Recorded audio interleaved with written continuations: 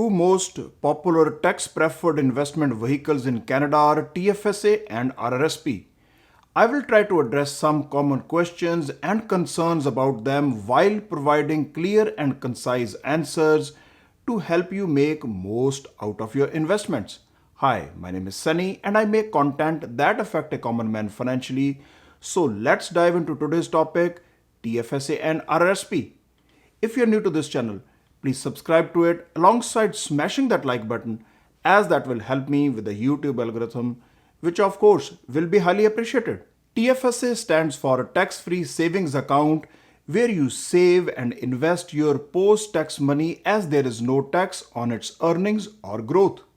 You can contribute up to a certain amount each year while any unused room carries forward to the future years.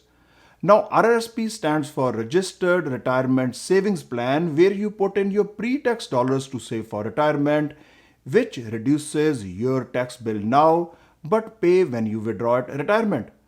Both these accounts, you need to be 18 years plus with a valid SIN number and of course, resident of Canada. It depends on your specific financial situation and goals. A TFSA can be a better option if you are saving for short-term goals or want the flexibility to withdraw your money at any time without any tax consequences. Whereas RRSP can be a preferred choice in case you are saving for retirement and want to lower your tax bill now.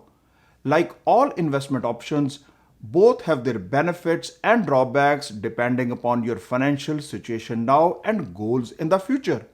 A smart idea can be using a combination of both to achieve your financial goals while getting some sort of tax preferred treatment. Contribution limit for both accounts are set by the government every year, which can change from year to year as it is indexed to inflation.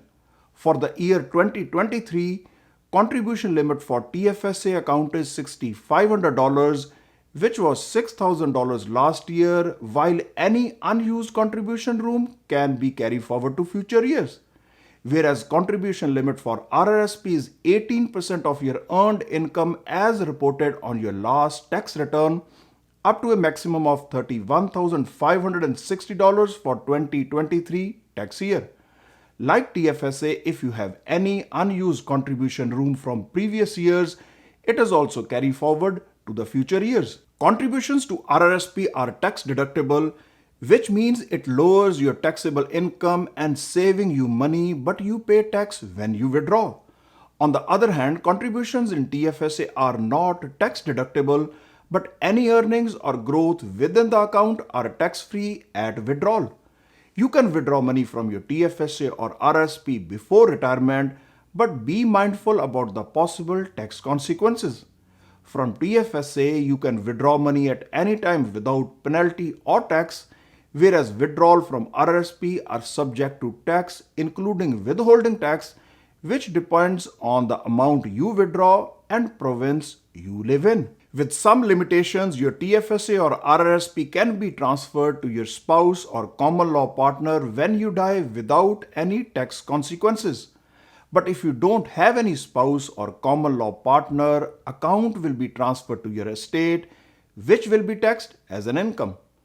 Tax implications mainly should be taken into account when it comes to TFSA and RRSP accounts of your deceased spouse.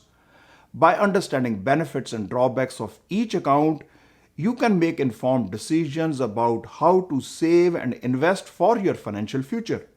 Remember, it's always a good idea to speak with a financial advisor to determine the best strategy for your specific situation. For sure, over-contributing to both TFSA or RRSP can result in penalties from CRA. For TFSA, the penalty is 1% per month on the excess amount and it continues until excess funds are withdrawn. You have to pay 1% per month tax on RRSP account too, in case your excess contributions exceed your deduction limit by more than $2,000 unless you withdraw the excess amount before month end when your over contributions were made. Yes, you can have more than one TFSA or RRSP account, but your contribution limit applies to all accounts combined. You can hold a variety of investments in both TFSA and RRSP, including stocks, bonds, mutual funds, ETFs, and more. Your choices will depend on your risk tolerance, investment goal, and overall financial situation. Just keep in mind, you cannot transfer money directly between TFSA and RRSP accounts. However, you can withdraw money from one account and contribute it to the other as long as you stay within your contribution limits. When you start making early contributions, it allows your money to grow and compound over time, which can be significantly when you retire. As a disclaimer, I'm not a financial advisor. Please consult one before investing based on your personal financial situation. If you like the content that I make, please help me and my channel by liking, sharing, and subscribing to it. Thanks for watching and see you in the next one.